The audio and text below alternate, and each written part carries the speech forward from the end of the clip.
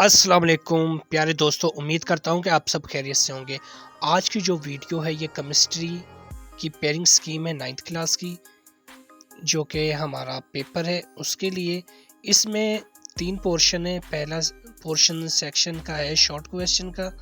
Chapter number 1 में से आएंगे 3 शॉर्ट क्वेश्चन, चैप्टर नंबर 2 में से 2 शॉर्ट क्वेश्चन और चैप्टर नंबर 3 में से 3 शॉर्ट क्वेश्चन। फिर चैप्टर नंबर 4 है, उसमें से 3 क्वेश्चन आएंगे। फिर चैप्टर नंबर 5 में से 3 आएंगे, चैप्टर नंबर 8 में से 2 आएंगे और चैप्टर नंबर 6 में से 4 आएंगे और चैप्टर नंबर 7 में से 4 आएंगे। तो इस तरह सेक्शन 2 है जिसमें लॉन्ग क्वेश्चन आएंगे चैप्टर 2 और चैप्टर 1 में से। क्वेश्चन नंबर 5 आएगा चैप्टर नंबर 4 और चैप्टर नंबर 5 में से। क्वेश्चन नंबर 6 चैप्टर नंबर 7 और चैप्टर नंबर 8 में से। Question number 7।